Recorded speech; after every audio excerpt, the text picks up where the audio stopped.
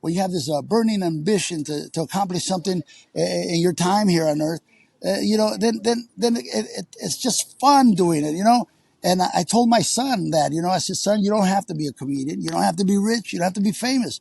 But whatever it is you do, son, have passion for it, And he found something in life, and that passion made him successful. And that's the key to everyone listening to your podcast. Whatever your dream is, man, have passion for it. And by that, I mean, work towards it, work towards that, having that radio, having that podcast, talking to friends, whether you want to own your own restaurant, you want a clothing line, whatever it is, want to go have worldwide. passion. Passion is the key. Absolutely. With Teddy Atlas here in Las Vegas, Nevada. You heard from the champ himself. Okay. Good evening, ladies and gentlemen. I'm your host, Richard Ortiz of The Fighter's Voice, the only voice that matters. And I'm like the legendary, the man himself, the actor, comedian, Mr. Paul Rodriguez. Welcome to The Fighter's Voice, Paul. Oh, well, it's nice to talk to The Fighter's Voice. It's a pleasure. We've been trying to link up for a while. I've been rather busy, so I appreciate your patience, Hey, man, anything for you, Paul. You're a legend. Because of you is why we have this stand-up and giving our people a voice. You've been our voice for years, for over decades, and, we're proud of what you're doing, and you're still going strong, my man. Well, by the grace of God, yes. I don't give myself that much credit. I think it would have been done anyways. But right now I'm in Long Beach, and we have been doing a show showcasing Latino comedians. And it's been very successful. As you can see, the line is out there to around. A lot of people are coming in. It's catching on. This show is to give young Latino stand-ups a chance. It's with the Laugh Factory, and I do it every Wednesday here, and I have the privilege to be talking to you all right now on a Wednesday. Exactly. Paul, I'm looking at you right now, man. 69 years old. You do not look 69, my man. You look like you're in your 50s, man, and you're still going strong, taking care of yourself, and I mean, you're ready to rock and roll and do a marathon. Well, I don't know. I guess it's good genes, because I put a lot of abuse in this body. Let's face it, I mean, I've done everything there is to do, and I've had quadruple bypass, but by the grace of God, the operation came through. I had COVID. I've had all kinds of medical problems, but they seem to be behind me. I'm 69, and I hope to get to be to 70. I got the energy again, and I'm working really hard on putting together this movie for the last 2 years. But mainly what I'm doing right now is I'm trying to use my position here at the Laugh Factory to just give young Latino Chicanos an opportunity. There's really no place for them to showcase all the big comedy clubs, the Comedy Store, the improvs and all of that. They want the finished product, but there's very few places where someone who can get started and get rolling. And I think that's what the best thing I can do to help La Raza right now is to showcase. And I'm getting emails from all over the country, from Texas, from everywhere, because apparently there aren't many clubs where a young Latino and Latina could come and try their art. You have to have a place where you can go and fall. Nobody just becomes successful overnight. It takes time to define your character, define your persona. What people will see you. For example, like Felipe Esparza, who I've known for years. Now he's blowing up, and because of now he has his own style. And you have a Fluffy, which I've known for years, and you have others. But there's very few places where a comedy club can give us a night where they can say, okay, you don't have to be a professional. You can be an amateur. You can come here and say, well, I've always had the fantasy of trying to do stand-up, but there's no place that will give amateurs an opportunity. And this is what I'm doing right now with my time to try to have the next generation of young Latinos. And I think they're responding really well. I don't know if you can see the line right there going into the club. We see can. Them? I mean, see, it's, next time we got to go to that see, it's club. me. Check it out. Yeah, it's mainly Raza, who come out. I mean, we'll accept anybody, but it's mainly Raza, who come out there. This is an opportunity where like people come in the audience and they say, well, I can do what that guy does, and I'll give them a chance, and if they're good, I'll more or less help their careers get going. And if they're not, I'll tell them that plumbers are making like $40 an hour, you know?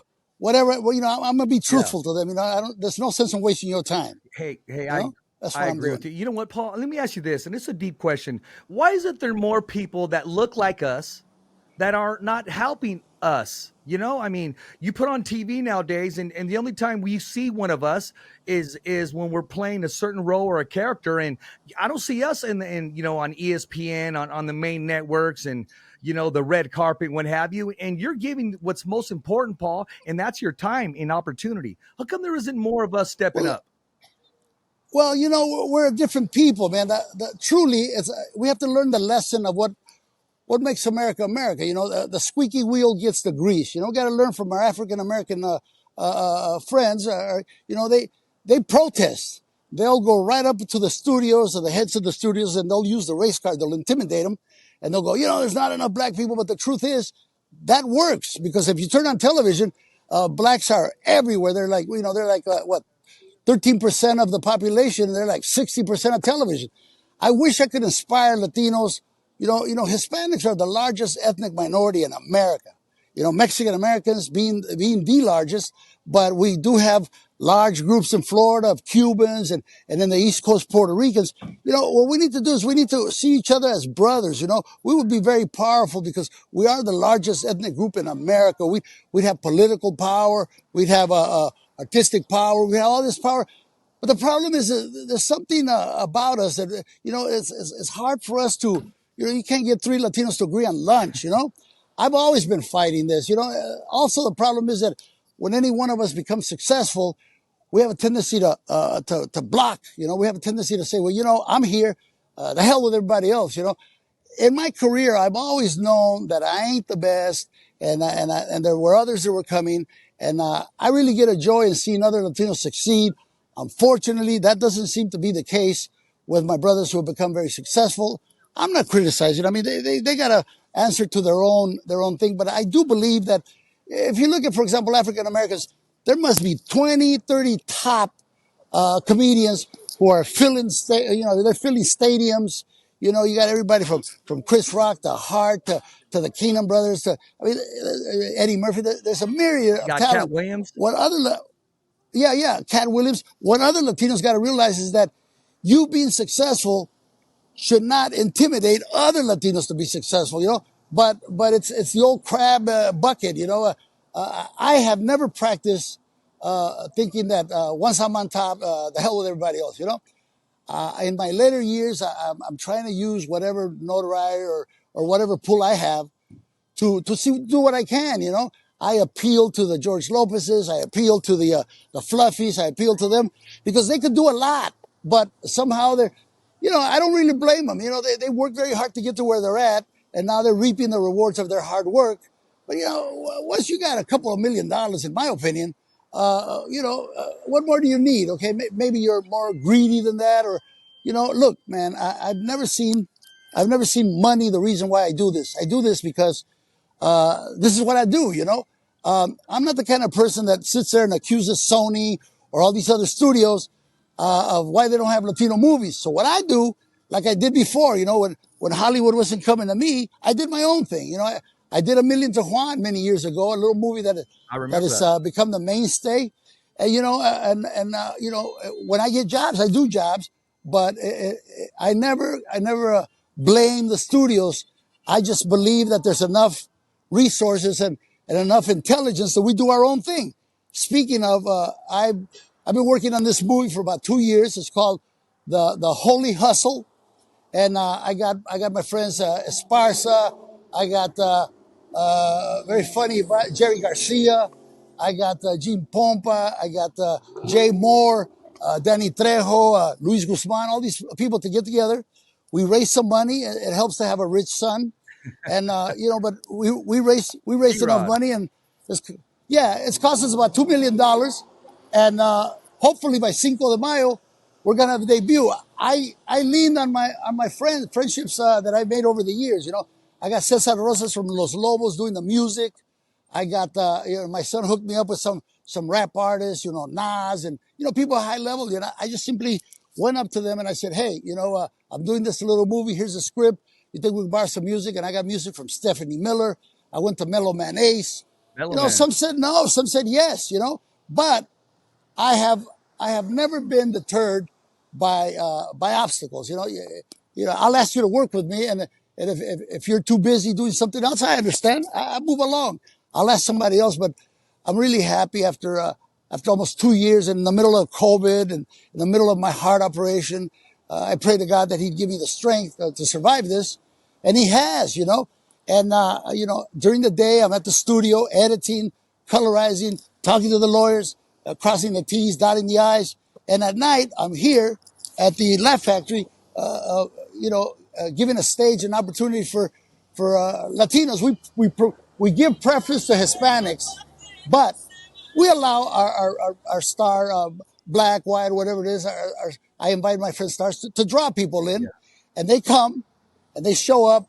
And so far, it's been very, very successful. You know, we have a big room here. It's a room, and people write to me, they email me, and they go, hey, you know, I always thought about doing stand-up. I never could never, you know, have the courage or found a club that would allow me. I say, come on in, brother. Come on in, sister. Get on stage, and I'll be very honest with you. You know, if I look at you and I see something in you, you don't have to be polished, but if I see something in you, I'll be your biggest fan. I'll tell you, I'll give you some pointers, and I'll tell you, come back next week. I'm trying to give an opportunity to as many people as I can. Now, those comedians who are powerful in Hollywood, those comedians who have reached that top, you know, I call them and I say, hey, you know, can you help out? They're on tour, they're making money. Some of them help, some of them don't. But I don't name names and I don't point fingers, because I'm the kind of person that says, you know, it's a lot better to just do what you can do and then lead by example. You know what I'm saying? I know exactly what you're saying. And now, Paul, not only do you have all those peoples and those attributes, you also got a podcaster here in your corner. Whenever you want to drop it, you have this platform, The Fighter's Voice. It belongs to you. It belongs to us. It belongs to everybody in the world. And I will say this, Paul, you mentioned patience earlier. I'm going to say this right now. It took me exactly, believe it or not, because I have the conversations, it took me 10 years to get you to interview you. The first time I did was at Lemoore, California, and we gave a thumbs up for my son. It was after a fight with Jose Ramirez. It took me 10 years to get you here. So I appreciate you. And yes, I do have patience. And, you know, Well, you know, for that, I'll great. apologize. I try to do as much as I can, you know, but you know, there's a lot of people tugging at you. I apologize for waiting. It's okay. Years. Look, Paul, 10's my favorite number. Well, look, I try to keep my word. You did. You know, and I mean, it's a sacrifice, but a sacrifice I'm happy to make. And I just simply pass the torch on to you to use your platform to always inspire and to unite raza, you know, to unite us, to stop fighting each other, to help each other out. I think if we were to do that, I mean, we have the numbers. There's millions of us, you know. All we need to do is we need to really unite and to push. When you see one Latino on television, you support them. Exactly. You know, whether you like the show or not, you support them. You know, you see a brother, a Latino doing good, you support them. And this has always been the key. The African Americans have been very successful. They support each other. You know, all ethnic groups do. I don't see why not we can't do it. You know, but I mean, but it's very, very hard because, like I said, there's this mentality that there's only so much room for success.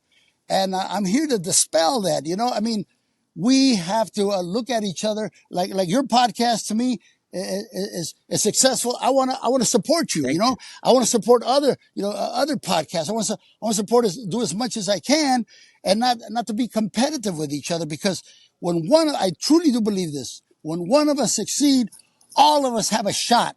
You know, we're inspiring some young chavalito, some 10, 12-year-old who's in the computer right now looking at these brown faces going, well, you know, I want to do that. You know, you know, you lead by example. There's plenty of room at the top. Believe me, the bottom is very crowded. I try to walk the walk and try to talk the talk, man. And you did. You've always given back, and you know, I'm going to be real quick. So, some of your impacts that you made is, of course, I grew up watching, AKA Pablo. It started in 1984. But one of your best events that truly hit us and in my whole family was when you did that stand up show or HBO when you went to go visit the prison, the inmates.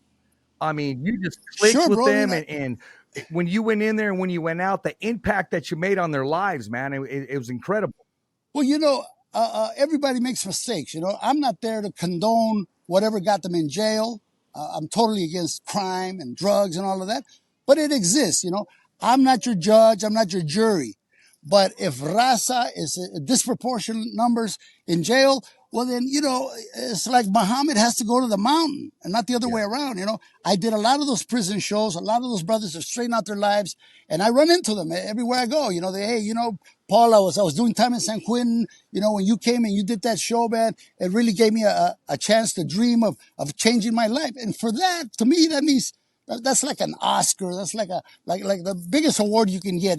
It's not an award that the public needs to know. It's just a promise between you and God. You got to make your life be worth something. I want whatever days I have left in this earth, I want to be remembered, and I want people to know that I made a lot of mistakes. But you learn from your mistakes and you try to do better next time. I've always been about unity. I've always been about helping Raza in any way I can. I raised millions of dollars when I was on top for the National Hispanic Scholarship Fund. They don't call on me, and that's all right. It's not their job. I didn't do it for them, and I didn't do it so that people would say, oh, look at, he's a giver, he's whatever. Sometimes it's far more important to do things when the cameras aren't on, because you're doing this. This is a covenant that you have between you and your God. This is a promise that you keep. And my promise was always to God that whatever success he allowed me, I was going to try to better and uplift La Raza. Now, I've received a lot of complaints. When I first started this, he's making fun of us. All he talks about is this and that. Well, I didn't know any better. And that's not an excuse, but look at all these young Latino comics. They're doing jokes that I did 30 years ago. I'm not accusing them of anything other than you have to go with your strengths. I believe that Mexican Americans we're millions of people. That's just people that they know of. Whether you're legal or illegal in this country, who am I to judge? I like to follow the laws, but I also realize the desperation of poverty and the thing that brings them here. And I don't look down on these people. All I'm saying is, just be productive. Try to raise your kids with values. Try to keep them out of gangs, out of drugs. There's no future in that. And if you're gonna get a girl pregnant, be man enough to be there for that child, man. So many of our raza just thinks that get a girl pregnant and they disappear out of their life. These young men, young women need a father. Try to be the best father. And again, I try to lead by example. If I was a no good father, you'd know it. But I think I brought into this world a wonderful young man who's successful, who's loved by millions of people, and he's the real deal. And I'm very proud of my son. My son will outdo me, and hopefully my granddaughter will outdo both of us. And this is how we climb. We lead by example. It is one thing to just be on your high horse. I can't tell you how many times I meet Raza out there, and they go, "Oh, well, it's easy for you because you're Paul Rodriguez." Well, look, I was always Paul Rodriguez, but I didn't get to be a name. Didn't come, nobody came to my house, knocked on the door, said, "Hey, do you want to do this?" You have to put your best foot forward, which is what you're doing, right? You put this podcast on. You made this platform. If you didn't have that ambition, you wouldn't be on the air. I wouldn't be talking to you, and the people listening to us would not be inspired or motivated to better their lives. There's always hope in tomorrow. Well, Paul, you always led by example. And I'm going to say this one thing. You're being very humble because you are the godfather that started Mexican comedians. Whether you want to say you want to call them Latinos or whether you want to call them Latin, I mean, you were the one that opened all the doors. If anybody wanted to outdo you or anybody wanted to go their own style, it was because of you. You laid down the foundation. You were the yellow brick road to Oz, is what I'm saying. And you didn't also, I will say this, you didn't hide behind a cuss word to get a cheap laugh. I mean, every once in a while, one will slip out, but you kept it clean for at least 80 to 99% of the time that you were up there doing your gigs, man?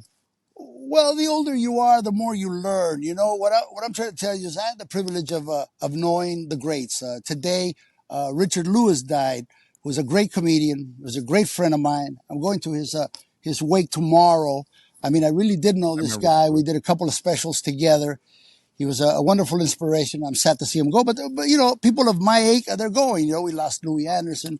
All these people were great friends of mine, you know, and one of these days you'll hear that I'm gone, you know, and it's okay. It doesn't matter. You know, you should look at your time on this earth and be productive. You know, you don't take wealth with you. You don't take accolades with you. What you take is what you leave behind. You know, you want to leave behind a good example. You know, and I told my son, I said, look, son, and I tell my granddaughter, I said, you know, you got to remember that you have a responsibility. My father told me a long time ago, look, I'm giving you this name, Rodriguez, and it's clean. And I want you to keep it like that. And you pass it on, you know. Look, leading by example is the only way to do it, you know, because I can be preachy. I can get out there and say, oh, you know, but I don't know your life. You know, everybody has a path. It's very difficult. Nothing is easy, you know. The people might see us on TV and they go, well, look at that vato. But you understand, that vato wasn't that vato alone, you know. He had to work towards it. But I believe that hard work and determination, and if you have a dream, don't let nobody piss on it. You know, if you have a dream, you know, you keep doing it, you know. I read a lot of biographies, you know, in my spare time. I'm inspired by people. I want to find out how they got there, you know. What motivated them. And always the key thing is passion. And I want to pass this on to all your listeners, you know. Whatever it is you do, whether you sell cars or whether you wash dishes or whether you want to have your own restaurant, you have to have passion, you know, because when you have passion for something, it doesn't seem like work. You know what I mean? When you have this burning ambition to accomplish something in your time here on earth, you know, then it's just fun doing it, you know. And I told my son that, you know, I said, son, you don't have to be a comedian. You don't have to be rich. You don't have to be famous. But whatever it is you do, son, have passion for it, you know. And he found something in life, and that passion made him successful. And that's the key to everyone listening to your own podcast. You know, whatever your dream is, man, have passion for it. And by that, I mean, work towards it, you know, work towards that, having that radio, having that podcast, you know, talking to friends, you know, whether you want to own your own restaurant, you want to own a clothing line, whatever it is, Want to go have worldwide? passion. Passion is the key. Absolutely. You know, Well, you know what, Paul? it's a religion. Exactly. You know what, Paul? These high school kids that I work with, I'm a safety officer and I work at a continuation in Madera High School. They have passion. I'm going to throw it out there. And I said I would ask you because this is the most question that they've asked me. Jose Ramirez went out there and he talked to the kids from Avalon, which you know Jose Ramirez. Yeah. Positive. Yep. Oh, I love Jose. I've known Jose for many years. You know, I'm a big Jose fan, and I believe that he's, you know, his defeat. I was there, and it was very hard. But look, success has never taught us anything. It's failure that teaches us something. You know, if you continue to make the same mistakes, I believe Jose hasn't reached his prime yet. I think Jose is going to be a great champion. I think he has passion for whoever he does. You know, he comes out of Avenal. You know, the man, you know, we don't know the many mornings that he had to run, you know. You see him in his Ferrari. You see the success he's gotten. It didn't come free. And it's okay because when you look at that, someone like that who comes from migrant farm working, you know, he's helped us out with the Water Coalition. He's a great inspiration to me. And wherever he is right now, I give him a big hug. I haven't seen him in a while, but, you know, when you're friends, you don't have to see them every day to know that friendship really burns hard. I look up to Jose. When he was here in Los Angeles, we hung out together. He's a great son. He's a great inspiration. And he has used this fame to help other Latinos, those of us in the Water Coalition. He's a great hero in my book, you know? I agree with you. And when he left, he made an impact on the kids in the continuation where they saw him as a hero. Of course. And see, here's what these kids are asking. They're saying, is there any way, Richard, you can have Paul Rodriguez come to our school, talk to us, motivate us. We can reach out and touch him. Can we take pictures with him? I said, brothers, all I can do is just ask. And they're high school kids. Well, you know, I live in that area. In Madera High School, that's 20 minutes away from Fresno. Like I said, I'm from Fresno, and I'd be glad to do that. You know, right now, because I'm about to release this movie, there's a lot of things I got to do. My time is is very limited. You know what I mean? But I haven't even had a chance to go see my familia up in Fresno because I've been tied up here with the rains and the delays and the studios and dealing with the the music and all the things. I mean, to make a movie is, especially an independent movie with no support from the studios, is a very daunting task. But you know what? Somebody had to climb Mount Everest, and we climbed that mountain. 2 years and putting all the investors together. On Cinco de Mayo, we're going to release this. Spread the word, man. It's called The Holy Hustle. The Holy Hustle. And it's a comedy and be successful. But the minute I get some time, I will be there. You have my number. We nothing more that I like to do is to I might even ask my son to go with me. You know, my son is always going, what do you want for your birthday, Dad? What do you want? And sometimes I say, well, I want you to come to this children's hospital with me, and he does that. Dad, what do you want this birthday? I said, well, I want you to go over here to this high school and talk. And I might. He's a very busy guy too. But who knows? Don't be surprised if both Rodriguez's show up there, and he's truly a great inspiration. I'm so proud of my kid because he's everything you ever wanted in a son. He paid attention. His mother did a great job. His mom and I were never married, but he was always my son. I was always in his life, and this is what I try to tell all these youngsters out there. If you are going to have a sexual relationship with a young lady, know that the cost of this could be a child. And once this child is out there, your responsibility increases. I myself would say, I waited till I was 30 to have a child, but that's me. But if by God's grace, you're blessed to be a father, no matter what age you are. I would hope you would wait till you know what you're doing. Cause at 18, we all think we got answers. It's not till you get to be an old man and realize how we didn't know anything at the time. But still, I told my son, I said, mijo, he gave me a granddaughter. Look, you don't have to be married to this person, but once you are responsible for a child, it'd be nice to be married, let's say. Once you're responsible for a child, your responsibility is just the beginning. It's a daunting task to bring a child into this world and just leave them fatherless. And that's the biggest sin you can commit, because one day we're all going to depend on our children, and if you're good to your kids, one day they'll be very good to you, as I've proven, because my kid has been my 401k plan. Everything I invest in flops, but he's my backup. All I have to do is pick up the phone and go crying to him. Mijo, I lost this money. I made this foolish statement. Could you drop another 50,000 and help your old man out? And he does. I'm so proud of him, and he invested in this movie. He's also a pretty good actor. He's in Selena, and he's got another movie he just did. This boy, you haven't heard the last of him. He's a great businessman. He's got a great future. And I know that when I'm gone, there'll be another Rodriguez, and I'm glad it's him. By the grace of God, we live, and our faith grows strong. Well, he made history with the first Nike skateboarding shoe out there. The Yes, P-Rod, sir. the Yes, sir, first he did. Nike signed the first skateboard shoe because they're primarily with Vans, but they went with P-Rod, and the first one ever. Not only is he the first Mexicano. When he got that contract, I remember talking to him because he was getting a lot of criticism from the skaters. They're saying, "Oh, Nike is a conglomerate. You're selling out to the big money," and he was very sensitive to that. And I said, son, you can do a lot of great things with a major corporation like that. And I'll tell you what he's done. He got Nike to give him a couple of $1 million, and he goes to the worst ghettos in our inner cities.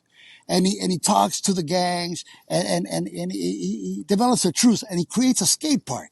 He did one in Watts, Compton, one of the worst ghettos, raza there, a lot of violence. And he put a skating rink there, and kids can go out there and skate. There hasn't been a shooting. There hasn't been any problems. Cause see, all these gang members, they're fathers too. They got kids. So that's a no violence zone, man. And he went to New Orleans in the 9th Ward, which is also a very, very crime ridden area. And I'm afraid for him. And I go, oh, be careful, son, when you go there. He says, I'm going in there with the conviction that God's got my back. Amen, I said, well, bro. I don't have the faith you do. But, he's opening one in Chicago.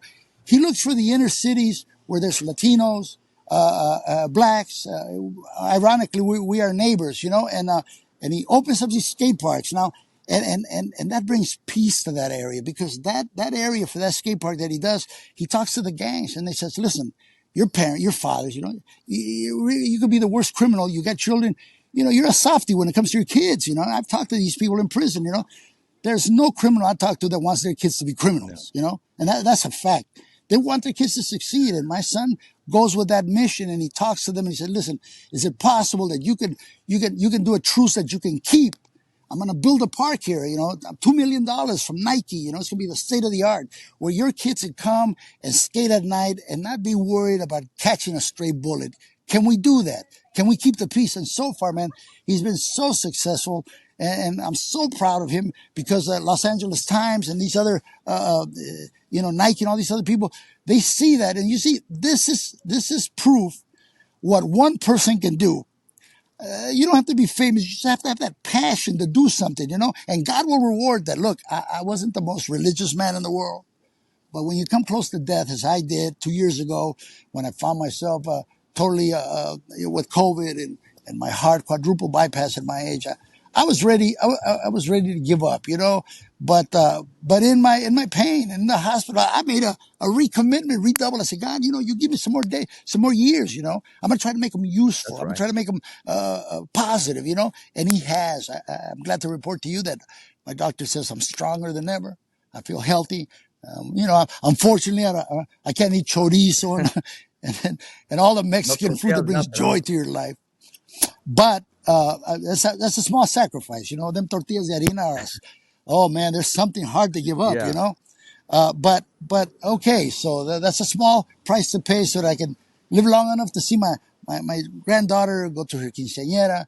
And now every day above ground is a blessing. I try to not overexert myself. I gotta remember I am an old man, but I feel stronger than ever, you know. And my faith has redoubled, and I want to pass that on to all those of you who are listening, who you see yourself, you know, as, what am I going to do with my life? You know, I've been there, man. What are you going to do with my life? You know, ask God. If you don't believe in God, then believe in yourself. Ask yourself, what would you like to do? Every day you make small little steps towards your goal, you know. I'm inspired by stories like the guy who owns this taqueria, King Taco, millionaire now. He started with one little carreta, you know, and he knew that if he could make a really delicious taco, people would come. And it came so. Now he's a very rich man. See, maybe there's a young lady out there who wants to design dresses, you know. She wants to make dresses where, you know, sit there and dibuja, you know, write, you know, make a dress, your own design, you know, put that passion, then get some cloth, make your own dress. And then, you know, that's how you start. You know, nobody starts at the top, you know, but if you put a lot of hard work and dedication, I guarantee you that you will succeed. You know, that you don't have to become a multinational, you know, money shouldn't define how successful you are. Money is a byproduct of a lot of hard work. You show me a Latino that's successful, financially successful, I'll show you somebody who really had passion. And it doesn't matter what you're doing, whether you're Chapo, a drug dealer who was able to make a big empire of that, or whether your idea is to sell records, or you want to be a singer. I mean, just pick something that you do because you would do it for free. But thank God it pays, you know, and I guarantee you that is the path to success. And also, never forget to have love and understanding, especially to your local, to your fellow Latino, you know. Reach out once you get to the top or in the middle. Reach out, you know, try to inspire kids, not by talking or preaching them, by living a clean life, you know. I'm proud to tell you that, you know, although I've done everything there is to do, you know, I've tried to keep my name out of scandal. You know, you don't read about me running around and you know, drunk driving or doing drugs and none of that nonsense. You know, I did all of that. Yes, I'm guilty. I did all of that when I was a youngster, you know, but you grow up and you learn, and believe me, yeah, that's the biggest fault we have. You know, you can inspire a lot of people simply by being the best you can be, you know. And I can't put it in any other words, my man. You know? Well, I will say this, and I'm going to reflect back. I'm going to bring this up real quick. You said, you know, it did take me 10 years, but you know what? I wouldn't have it any other way, because I'd rather have you now. than the first 1, 2, 3, 4, or 5, or 6, 7, 8, or 9. I'd rather have you now. And another thing, you met my mom about maybe 25 years ago in Madeira when you did a concert, maybe longer. And she Probably. asked you, can you give my son a call to inspire him? And like about 2 weeks later, you called me. You kept your word, and I couldn't believe who I was talking to. I remember I was at work when I got the call. So you kept your word, man. And I just had to throw that in there. I had to remember that, man. And Well, it's a blessing, my man. I try to do as much as I can. I'm only one person. A lot of people are tugging at me, and I'm sure there's a lot of people that might think that I don't really care. But walk a moment in my shoes. I every day I only have so many hours a day, and I'm trying to use my time on this earth as the most useful way I can. Like I said, right now I'm here at the Spanglish, here at the Laugh Factory. It's very successful. I'm here. I'm watching these youngsters go up there, and at the end I do a show. Then I drag my butt home, and I hit the bed, and then I try to wake up tomorrow morning to go to the studio and to try to cut music, contracts, and then take a little rest, then make phone calls to friends that I haven't talked to in a long time. So I have to be judicious with my time, but I'm glad it worked out. I'm very proud of you. I'm very proud of your effort, and I want you to know that like you when you become more successful, I pray to God than you are already. Remember that planting a seed, like the seed by making that phone call to you, planting a seed, there'll be people tugging at you when you get there. And you can't help everybody, but you can do as much as you can. And that seed that I planted in you has now, gained its rewards. I see you inspired. I see you doing this, reaching out to the community. And believe me, that's the best way you could have ever thanked me is to see you being successful and sharing your success and the road to your success with others who would want to emulate you. Well, I appreciate that, and I do keep the faith. Beans, rice, and Jesus Christ all day, man. Yes, sir. That's Yes, what gets sir. me Yes, going. sir. Let us never be Yeah, ashamed to give Jesus Christ in His glory, absolutely, amen. all of that. I mean, look, man, I'm a sinner. I've done a lot of things that I'm not ashamed of, but I've tried to live a life. And it wasn't until you come close to losing that life that you have this connection with God. There is a God. Absolutely, There amen, is a brother. God, and we That's will all have to answer that's to we Him. we all got to answer to Him. You can be Catholic, you can be Protestant, but we all will have to answer for our deeds. And let's hope that the day we face our Maker, that we have an excuse to say, God, I was a gangbanger, I did this, I did that, but I had love for my mom. I had love for this, and I didn't do that. I defend myself. There's always time for redemption, people. And that starts by loving yourself first. And by that, I'm talking to you young ladies. You're out there, having unprotected sex or getting pregnant. You have to see your body as a temple of God. Love yourself first. There'll be a young man out there who will come along, and you guys will be a couple, and you'll have children, and you have something to do. Look, youth is for making mistakes. I'm not one to tell you that I haven't. Everything you can think of, I've done, from gangbanging. I grew up in Compton, one of the worst neighborhoods in America. Unfortunately, I was in a gang. I was shot at. I shot back. And for that, I'll have to answer to God. But it's not what you've done that really matters. It's what you're gonna do. Absolutely. There's always forgiveness. Amen. There's always redemption. As long as there is life, you can communicate with your Maker. And I am here to tell you that by the grace of God, I'm walking, and I hop on my car, and I thank God for the car, and I thank God for everything I have, and I'm not talking about I'm not doing this for millions of dollars, because I'm doing this because this is the best way I can thank my God and making my life and the life of my children worthwhile on this earth. I can't stay too much longer. The show's about to Okay, start, but I want to send a big hug to you, thank you, to bro. all your listeners. Let them know that inspiration it takes a lot of perspiration. Inspiration is something that you have to. Amen to that. It's easy to talk. Talk is cheap. Walk the walk. If you're in school, Stay in school. Try to learn as much as you can and have love for your fellow Latinos. Let us unite. And if you do me the favor, when you see the movie Hollywood Hustle, go see it. Go to your theater. Ask for it. Because these studios are going to learn that there's power in numbers. You don't see a lot of our movies out there. You don't see a lot of Latinos out there. But all it takes is for one movie to succeed, brother. And that just opens the door for another movie, there's a lot of more room for Robert Rodriguez's and Paul Rodriguez's. And we can all succeed if we have love and we support each other, It's making a bad movie is just as hard as making a good movie. Absolutely. And I hope when you see Hollywood Hustle, that you'll have love for it, that you'll vote with your dollars, that you'll vote with your feet, and you'll tell your friends to support. I watch anything, anything with Latinos, I watch. If I see a movie got no Latinos in it, you're not going to get my money. That's simply how I am. That's how I use the race card, Sometimes when I vote, I go down the line. If I see a name with a Z at the end of it, that's where I'm voting, If I see a Garcia, if I see a Loba, that's where I'm going, We have to have self-love, brother. Self-love. This is how African Americans, although they're a smaller number, we're bigger than African Americans, believe it or not. We're in numbers, And if we would just unite, we could have everything. The problem is we don't have self-love for each other, I never understood this gangbanging. I never understood this one Latino killing another Latino, Black lives matter. Well, yeah, they do. All lives matter. Right. Brown lives matter, right. Let us love each other.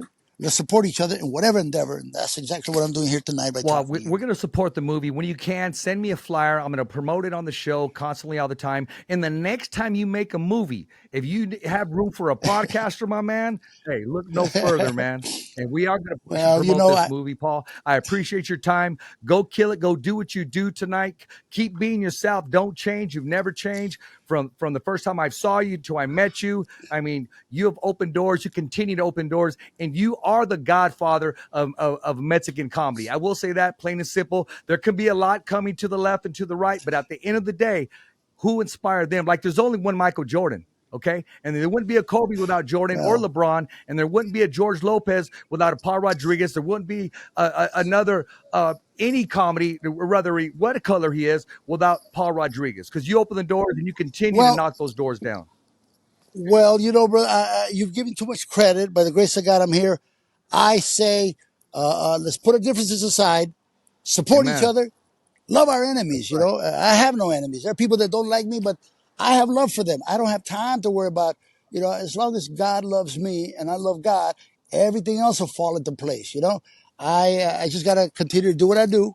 I'm going to go on stage. I'm going to rock the house. I'm going to watch these youngsters.